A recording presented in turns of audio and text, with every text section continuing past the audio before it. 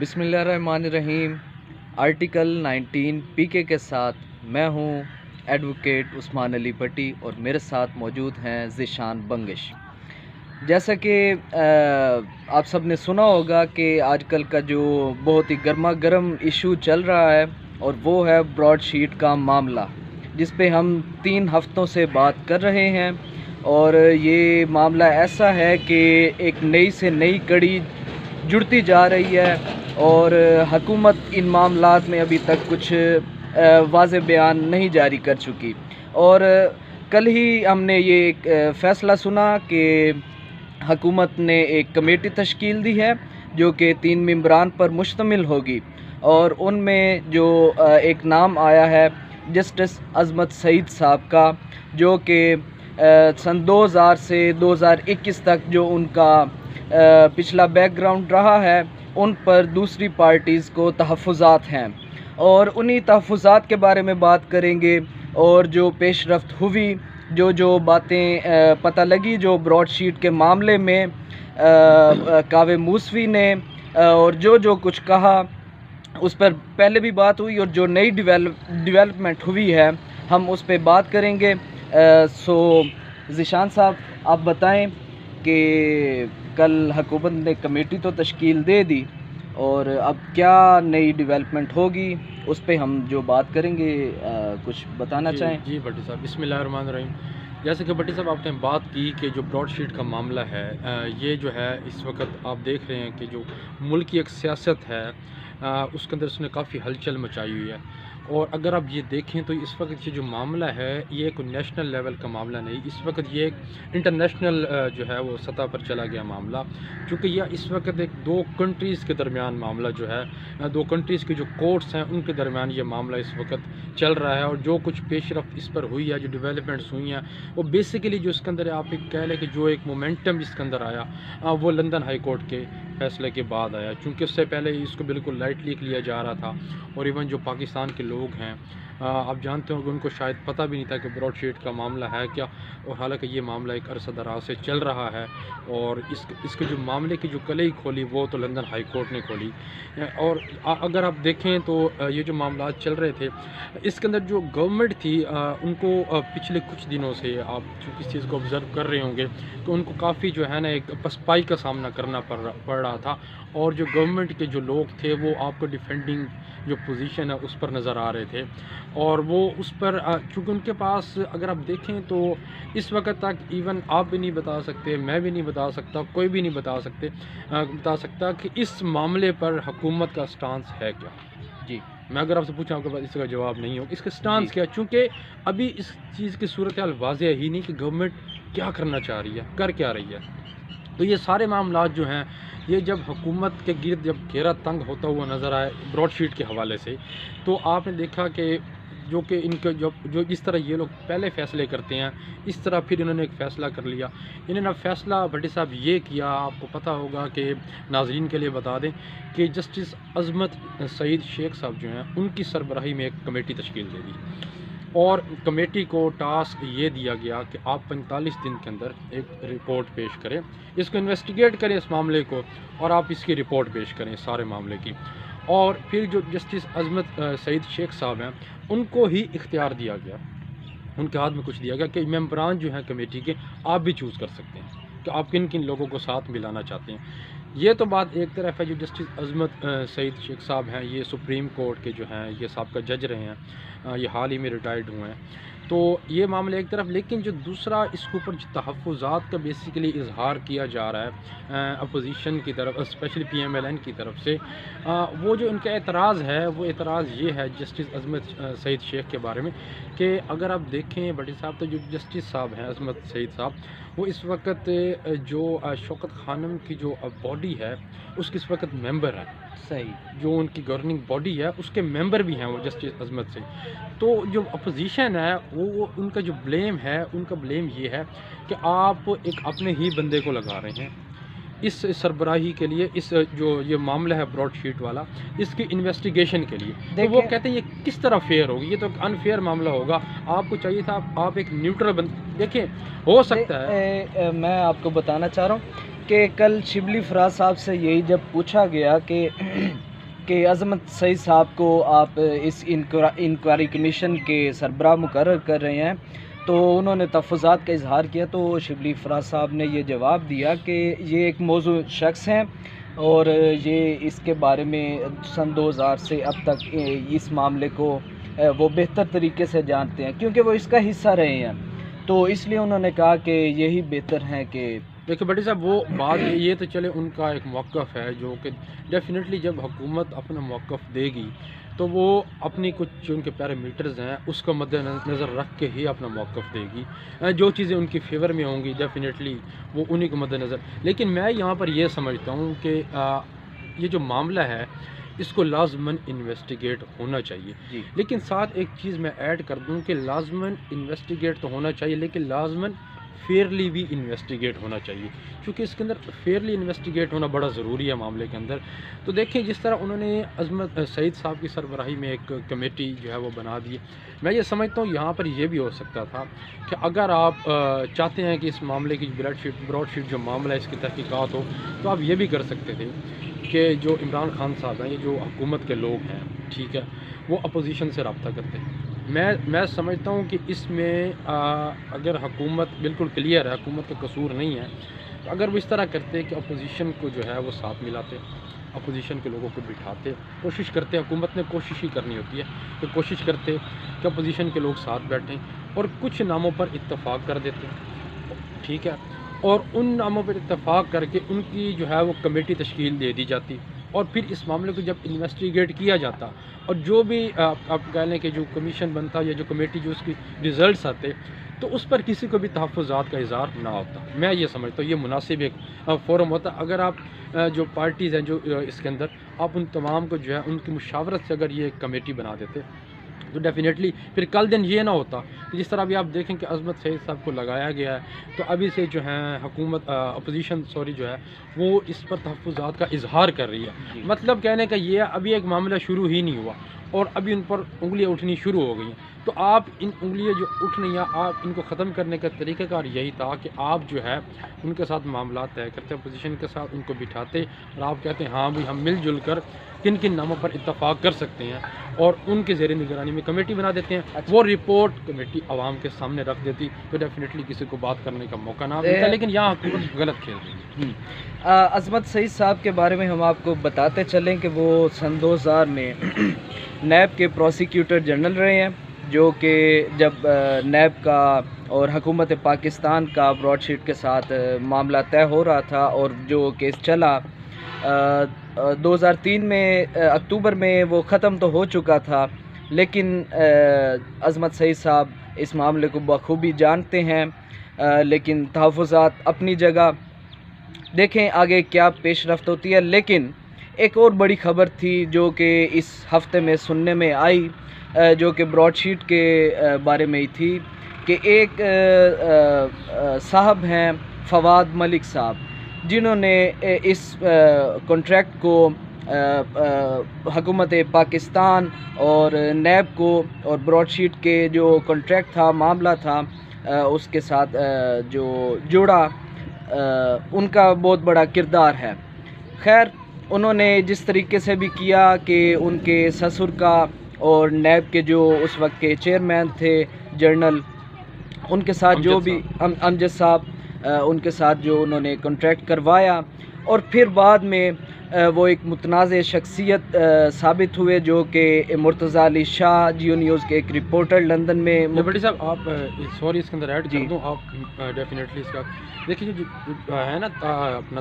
فواد طارق صاحب جو ہیں، ٹھیک ہے، جو کہ یہ پائلٹ جو ہے نا یہ پائلٹ رہے ہیں ایئر فورس کے اندر، ٹھیک ہے. ان کا بیک گراؤنڈ یہ ہے کہ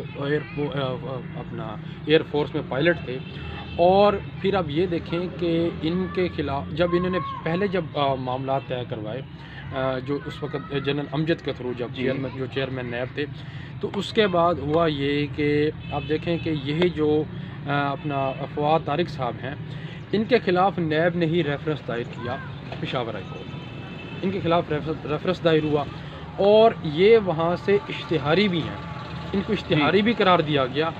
ریفرنس بھی دائر ہو گیا، اشتہاری بھی ہو گئے، ٹھیک ہے. اور ان کے اوپر ایک مطلب ایک الزام اور بھی ہے کہ کوئی سوسائٹی ڈیولپ کر رہے تھے اور انہوں نے تقریباً 12 کروڑ یا 11 کروڑ کے جو لوگوں کے پیسے ہیں وہ لے کر 11 کروڑ 36 لاکھ سم تھنگ پہ وہ چلے گئے پیسے، جی۔ وہ کوئی پتہ نہیں وہ پیسے کدھر ہیں، یعنی کہ ان کے اوپر ایک یہ الزام ہے، اور آج تک وہ جو لوگ ہیں ان کو وہاں کوئی پلاٹ نہیں ملا، کوئی کچھ نہیں، اور اس کے بعد یہ صاحب جو ہیں یہ ملک سے فرار ہو گئے۔ پھر جب فرار ہو گئے جب، تو یہ سب معاملات ہونے کے بعد بھی آپ دیکھیں کہ چیئر میں جو نیب ہے انہوں نے ان کے خلاف ریفرنس بھی دائر کیا ہوا ہے، لیکن جو اگلا معاہدہ ہو رہا ہے براڈ شیٹ کا وہ بھی ان کے تھرو ہو رہا ہے۔ یہ 2007 میں اشتہاری ہو چکے تھے، اور 2008 میں جی، اور 2008 میں یہ نیب اور براڈ شیٹ کا جو بھی گواہی کے جو پیپرز تھے ان میں ان کے سگنیچر شامل ہیں۔ یہ چیک کریں کہ لائٹلی بات کر دوں کہ یہاں تو جو کورٹس ہیں یا جو ادارے ہیں وہ جب کسی کو اشتہاری قرار دیتے ہیں تو آپ دیکھیں ان کے گھروں کے بعد ڈھول بھی بجا رہے ہوتے ہیں، اور ان کے گھروں پہ جو ہے نا وہ باہر چسپاں بھی کر رہے ہیں کہ یہ اشتہاری ہے، اور پھر دعوے بھی کرتے ہیں کہ ہم مطلب اشتہاری اس کو لے کر بھی آئیں گے، اور پھر دیکھیں کہ مزہ کی بات کہ ایک بندے کے گھر کے باہر آپ ڈھول بجا رہے ہیں اور دوسرے اشتہاری کے ساتھ آپ معاہدہ کر رہے ہیں۔ مطلب یہ آپ سوچیں کہ مطلب یہ کر کون رہا ہے اور یہ معاملات چل کس طریقے سے رہے۔ لیکن جو افسوسناک بات ہے وہ افسوسناک بات یہ جو ان معاملات سے بھی شاید بڑھ کر ہے، دیکھیں یہ معاملات اپنی جگہ پر افسوسناک ہے ان کی جو ہے اپنی، لیکن اس سے بڑھ کر جو افسوسناک بات ہے وہ یہ ہے بھٹی صاحب کہ الٹیمیٹلی نقصان پاکستان کے عوام کو ہو رہا ہے۔ دیکھیں یہ لوگ اپنی کھیلیں کھیل رہے ہیں، یہ کھیلوں میں مگن ہیں ایک دوسرے کو گرانے میں، لیکن جو نقصان ہو رہا ہے، جو آپ کہہ لیں کہ جو فائن جس طرح فائن ہوا ہے 7 ارب میرے خیال میں پہنچ چکا 7 ارب کے، وہ پاکستانی عوام ہی پے کر رہی ہے۔ تو اس میں پاکستانی عوام کا کیا قصور ہے؟ گیم میں کچھ اور لوگ کھیل رہے ہیں، چل کچھ اور لوگ چل رہے ہیں، اور الٹیمیٹلی جو ملبہ ہے وہ پاکستان کی عوام پر آ کر گر رہا ہے، ٹھیک ہے۔ تو اس میں مطلب عوام جو ہے اس وقت ایون یہ بھٹی صاحب جو براڈ شیٹ کا معاملہ ہے یہ اتنا ٹیکنیکل نہیں تھا بیسیکلی، اگر آپ چاہیں تو اسے آپ جسٹ بتا سکتے ہیں 3 سے 4 منٹ کے اندر کہ یار یہ معاملہ ہے کیا، لیکن یہاں پہ یہ دیکھیں کہ اس معاملے کو حکومت نے اور جو کچھ لوگ ہیں شاید ان کے ساتھ جو ملوث لوگ ہیں ان لوگوں نے اتنا ٹیکنیکل بنا دیا، اور بیسیکلی آپ ایک عام بندے سے پوچھیں گے نا کہ کسی بھی خواہ پارٹی کا ایون عام پاکستانی سے آپ پوچھ لیں گے کہ یار براڈ شیٹ کا معاملہ ہے کیا، تو آپ کو نہیں بتا سکتا کہ یار ہے کیا، کیونکہ اس کو اتنا کمپلیکس میں وہ بالکل آپ کہہ لیں کہ اس کو بالکل جھنجھوڑ کے رکھ دیا گیا۔ بیسیکلی وجہ یہ ہوتی ہے کہ عوام ان چیزوں سے دور رہے، عوام کو پتہ نہ لگے۔ اس طرح تھا کہ یہاں پر ایکچولی ہوا یہ کہ جب یہ معاملہ آیا، یہ معاملہ تو بڑا واضح تھا، ٹھیک ہے نا، یہ اتنا لمبا چوڑا معاملہ نہیں تھا، ٹھیک ہے، یہ ہر چیز آپ کے سامنے آیا ہے، یہ کوئی چھپی ہوئی بات نہیں ہے، لیکن یہاں پر جو مسئلہ ہے وہ یہ تھا کہ اس کے اوپر جو گیم کی وہ اب میں سمجھتا ہوں کہ حکومت نے ایک جو میڈیا پلینگ گیم کی نا، جو انہوں نے کھیلا ذہنوں کے ساتھ، یہ معاملہ آیا آپ نے دیکھا جو میڈیا جو اب لوگ تھے حکومت کے، وہ دھڑا دھڑ پریس کانفرنس ہو رہی ہیں، ٹاک شوز میں جا رہے ہیں، ٹھیک ہے، اور انہوں نے معاملے کو بالکل یہ اس طرح گھما کے رکھ دیا کہ جو ایک عام بندہ ہے وہ سوچتا ہے کہ یار یہ ہو کیا رہا ہے، ٹھیک ہے۔ ان کا جو سراسر وہ بلیم تھا وہ بالکل ہی مطلب کبھی ایک کے کھاتے میں ڈال رہے ہیں، کبھی دوسرے کے کھاتے میں ڈال رہے ہیں، حالانکہ آپ یہ دیکھیں اگر تو یہ جو معاملات چلے آ رہے ہیں، ٹھیک ہے، چونکہ یہ جو ابھی جو آپ کہہ رہے ہیں کہ جو فائن والا سلسلہ ہوا، یہ جو معاہدہ وغیرہ، یہ جو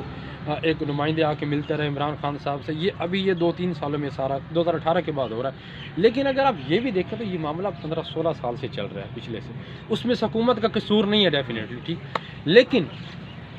یہاں پہ المیہ یہ ہے کہ اس حکومت جو ہے یہ ان معاملات کو بھی اپنے گلے میں لے کر پھر رہی ہے، حالانکہ ان کا نہیں ہے۔ دیکھیں آپ ایک سمپل انویسٹیگیشن کر سکتے ہیں کہ یار دیکھیں 2000 سے معاملہ شروع ہو رہا ہے، یا 2000 یہ کہتے ہیں کہ ہم 18 کے بعد آئے ہیں، 17 تک یہ معاملات تھے، جی، ایون یہ وہ بھی بتانے کے لیے تیار نہیں۔ اب یہ بات سمجھ سے باہر ہے کہ یار جو معاملات جن میں آپ تھے ہی نہیں، آپ وہ کیوں نہیں بتا رہے، اور یہ جو معاملات 18 کے بعد ہو رہے ہیں ڈیفینیٹلی اس میں حکومت کا بھی قصور ہے، یہ معاملات یہ بھی ڈیفینیٹلی ان پر یہ بھی